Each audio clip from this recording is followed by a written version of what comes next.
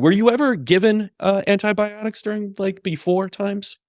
When I was in the hospital with meningitis, That's right. they gave me a PIC line, and I was on antibiotics for like 18 days. I think Mm. even after I got up, got out, I was having to go up there and get some antibiotics, but you know, that didn't do anything. And that was a lot of antibiotics, Yep.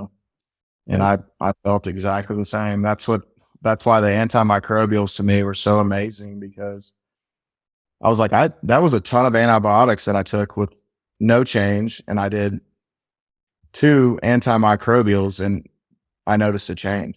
And then after the Mm. 4, you know, so that was amazing to me. I would have to choose that as my favorite, I guess.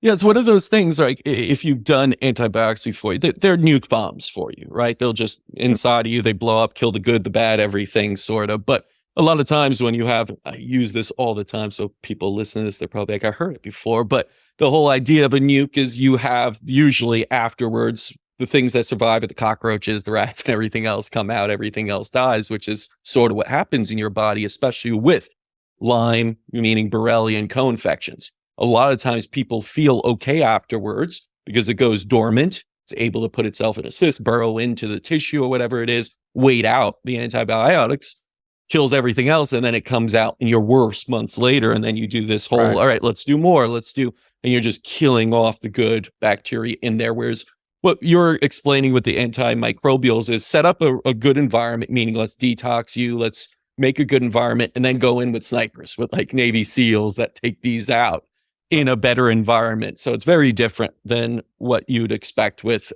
antibiotics. Now, And correct me if I'm wrong. I yeah. mean, I had 2 brain infections from Lyme, Mm. and I'm not sure if antibiotics go into your brain.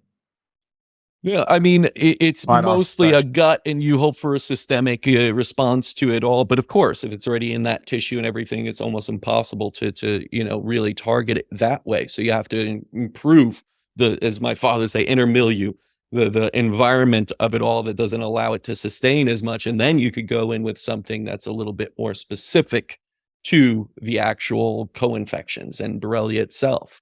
And that's the Mhm. thing. Everyone's co-infections are different. As Heather says, it's like a party, but you don't know who shows up.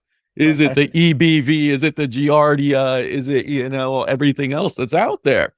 And so, it's the guest list that Borrelia invites is always different for each person. Right. And it's the unfortunate thing because you're just using nuke bombs when that's not usually going to be the most efficient way of attacking it. For some, maybe it works, but for a lot of people, it doesn't.